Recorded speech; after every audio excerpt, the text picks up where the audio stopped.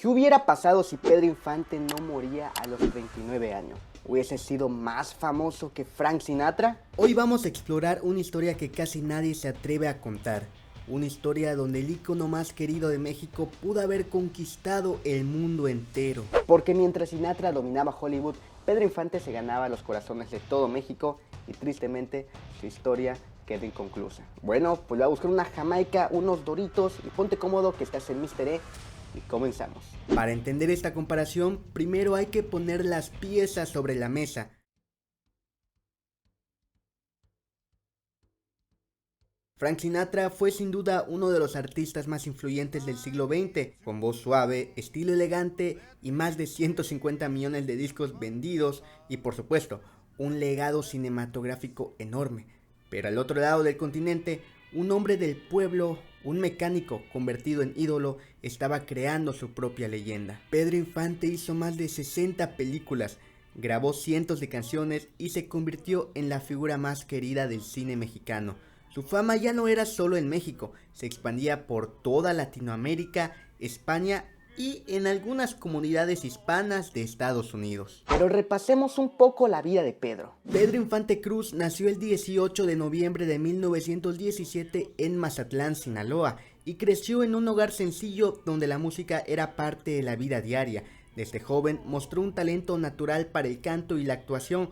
Comenzó trabajando como carpintero y músico local hasta que poco a poco su voz lo llevó a presentarse en estaciones de radio de Sinaloa y posteriormente en la Ciudad de México. Su verdadero despegue llegó en la década de 1940, cuando fue contratado por Discos Perlés y entró de lleno en el cine de oro mexicano, convirtiéndose rápidamente en una de sus máximas figuras.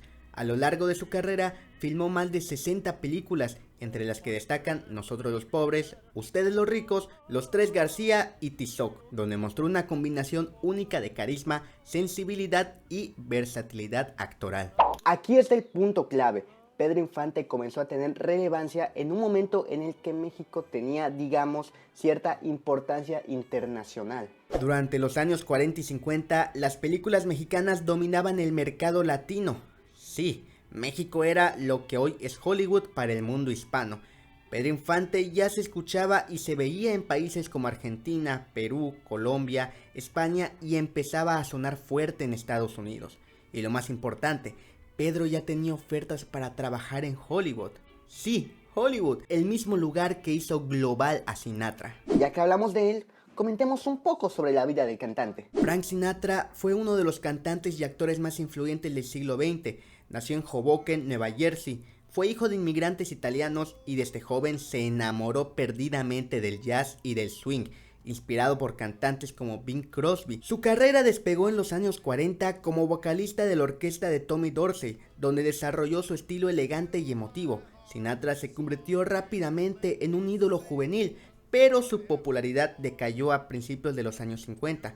Aunque contra todo pronóstico, logró un regreso histórico gracias a su talento y su trabajo en el cine, ganando hasta un Oscar por la película From Here to Eternity en 1953. En las décadas siguientes vivió su etapa más brillante, grabando álbumes clásicos y canciones inolvidables como My Way, Fly Me to the Moon y New York, New York.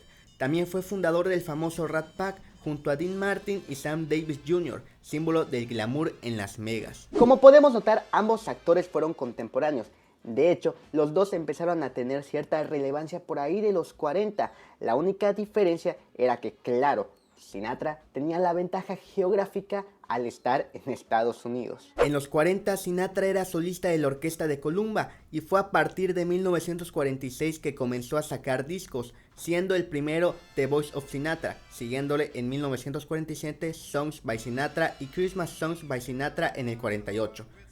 Para este punto, Frank ya se encontraba en el radar del público americano y del medio musical, teniendo mucha experiencia después de haber sido vocalista en varias orquestas, sin tomar en cuenta el éxito que logró en el 40 con la canción I'll Never Smile Again junto a la orquesta de Tommy Dorsey. Por otro lado, para Pedro Infante las cosas eran un poco más complicadas aquí en México. A finales de los 30, Pedro ya se presentaba en radiodifusoras como cantante.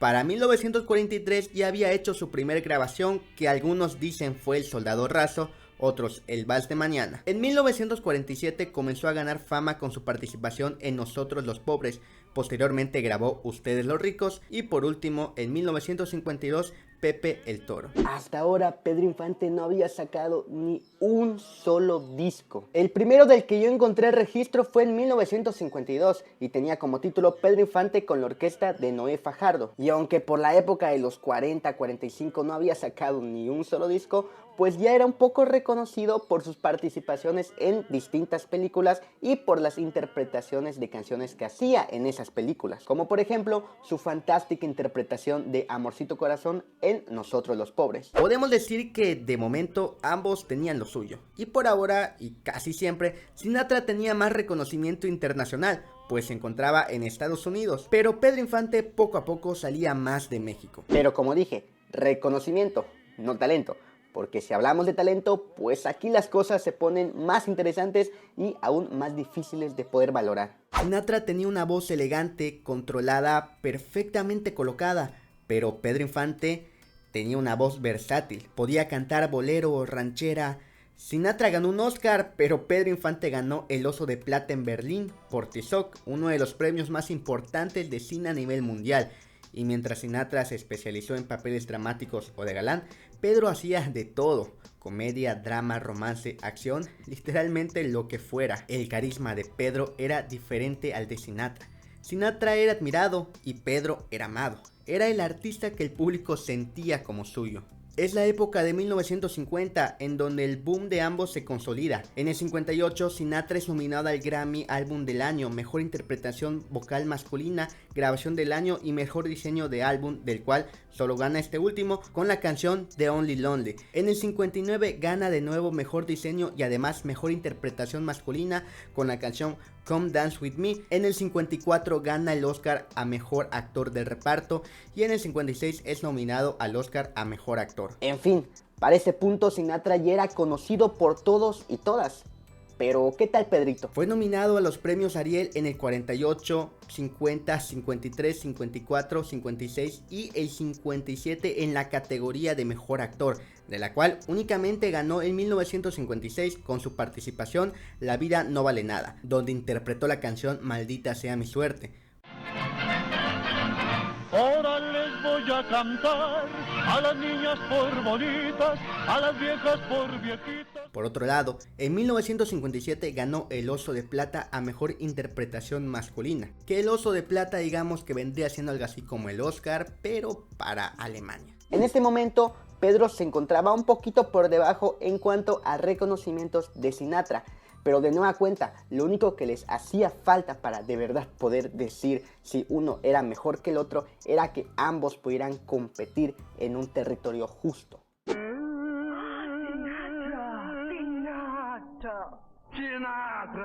Hasta este punto, Pedro ya había cantado en inglés en el 51 con su interpretación de Bésame Mucho en la película A Toda Máquina, muy al estilo de Frank Sinatra de hecho. Entonces, ¿por qué no adentrarse ya de lleno al territorio estadounidense? ¿Falta de contactos? ¿Falta de talentos? Pues no, amigos, fue el miedo. Pues se dice que Pedro estaba a nada de incursionar en Hollywood y ya había sido llamado por varias productoras, pero que no había aceptado ninguna propuesta por la incertidumbre de no saber cómo reaccionaría el público a él, además de no tener una excelente pronunciación de inglés. Pedro no sabía qué esperar del público norteamericano, aunque claro, esto es solo un rumor. Si tú opinas o sabes algo distinto, pues déjalo aquí en los comentarios que con mucho gusto lo podré leer. Desgraciadamente, esta es una historia que va a quedar inconclusa, porque en el momento en el que Pedro Infante ya estaba teniendo esta fama internacional que se mereció desde siempre, pues el destino tenía otras cosas planeadas para él. Pedro Infante falleció el 15 de abril de 1957 a la edad de 39 años en un accidente aéreo ocurrido en Mérida, Yucatán. Viajaba como copiloto en un avión de carga que se desplomó minutos antes de despegar, cayendo sobre una zona habitada de la ciudad. El impacto provocó también la muerte de varias personas en tierra. Infante era un apasionado de la aviación y contaba con licencia de piloto. A pesar de que ya había sobrevivido a 2 accidentes aéreos previos, nunca abandonó su afición por volar. Sin embargo, lo ocurrido en 1957 fue definitivo y conmocionó a todo el país. Pero el legado de Pedro no murió allí. En ese año consiguió su primer reconocimiento internacional en el Festival de Cine de Berlín, ganando un Oso de Plata a la mejor actuación masculina en la película Tizoc, y posteriormente en 1994 se le otorgó una estrella póstuma en el Paseo de la Fama en Hollywood. Desde un inicio vimos que esta contienda no era justa. Sinatra, desde que inició, tuvo la suerte de poder construir su carrera musical muchísimo antes que Pedro.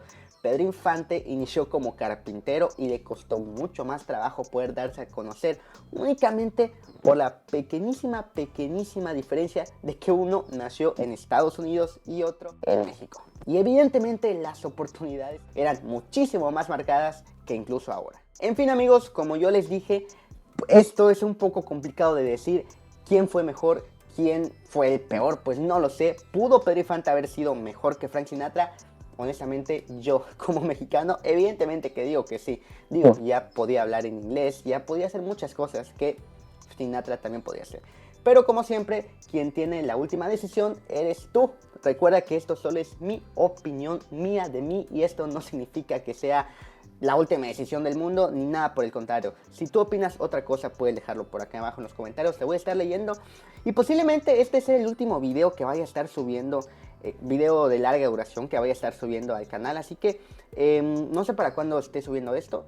Si lo subo después del 24, pues feliz Navidad. Dudo subirlo después del 24, seguramente antes del 24, pero en fin. Espero que les guste mucho el video, que estén siguiéndome en todas mis redes sociales. Muchísimas gracias por todo el apoyo que están teniendo últimamente los Reels. Voy a intentar retomar otra vez esta actividad constante en los videos largos. Y pues nada, muy pronto vamos a estar en Spotify, amigos. Muy pronto, esperemos el siguiente año.